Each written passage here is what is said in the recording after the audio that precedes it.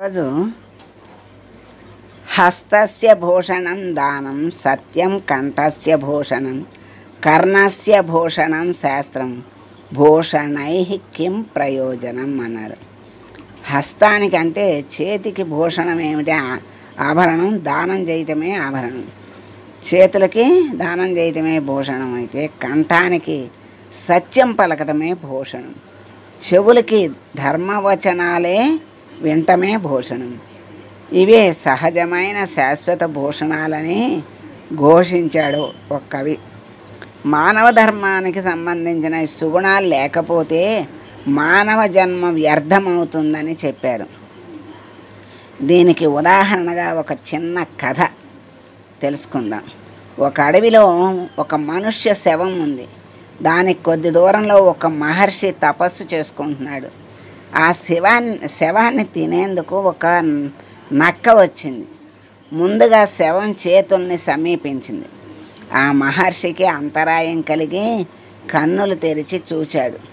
వెంటనే దివ్య దృష్టితో చనిపోయిన ఆ వ్యక్తిని గురించి తెలుసుకున్నాడు.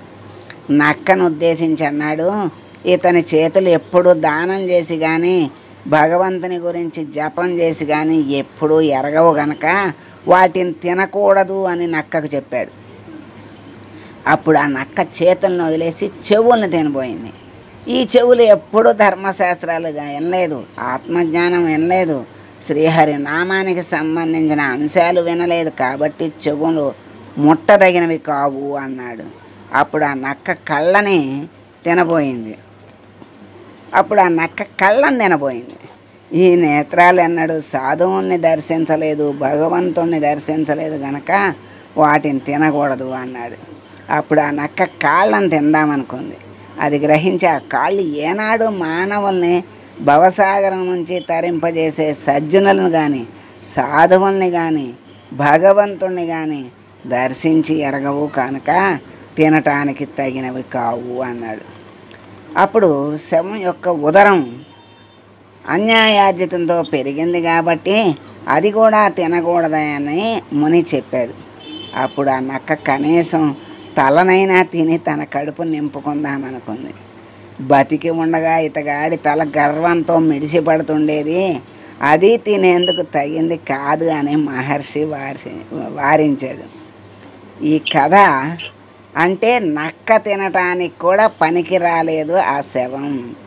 అంటే ఆ మహర్షి చెప్పింది ఏంటంటే, మంచి వాటిని తింటే నీకు సద్గతి వస్తుంది, మంచి కాని వాటిని తింటే నీకు కూడా అధోగతే పడుతుంది, అవి నువ్వు తినద్దు, తినటానికి వాటికి అర్హత లేదు అని చెప్పాడనమాట. చక్కగా వారించాడు.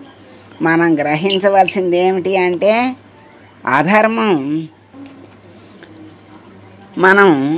అధర్మం వైపు మానవుడు మెలగకూడదు, చెయ్యకూడని పనులు చెయ్యకూడదు. అతనితో ఎవరో స్నేహం, అటువంటి వాళ్ళతో ఎవరూ చెయ్యరు, సహాయం కూడా చేయరు. చివరికి చనిపోతే పశుపక్ష్యాదులు కూడా తినవు. అందుకే ధర్మ మార్గంతో కూడిన భక్తులుగా మెలగండి, ధర్మాన్ని ఆచరించండి, భగవంతుని అనుసరించండి. అప్పుడు శ్రీహరి మిమ్మల్ని ఎప్పుడూ కాపాడుతూ ఉంటాడు. సత్యవాదిలాగా ధర్మాత్ముడు, సదాచారశీలి, సౌశీల్యమూర్తిగా మనిషి మెలిగితేనే ఆ మనిషికి సంపూర్ణత్వం వస్తుంది. కనుక అటువంటి సంపూర్ణత్వాన్ని పొంది మంచి హరిభక్తుడుగా మెలిగి చివరికి ఆ శ్రీహరిని చేరుకుంటాడు. కనుక ఆ విధంగా మంచిగా పరమాత్మని ఆశ్రయించి అనుసరించి జన్మలు ధన్యం చేసుకోవాలి అని ఈ చిన్న కథ ద్వారా చక్కని సందేశాన్ని మనకి అందించారు. కనుక మనం ఆ సందేశాన్ని ఎప్పుడూ మనసులో పెట్టుకుని దాన్ని అనుసరించి మనం కూడా ఆ ఆనందాన్ని, పరమానందాన్ని, భగవంతుని సన్నిధానాన్ని పొందాలి. సర్వం శ్రీకృష్ణార్పణమస్తు. లోకా సమస్తా సుఖినో భవంతు.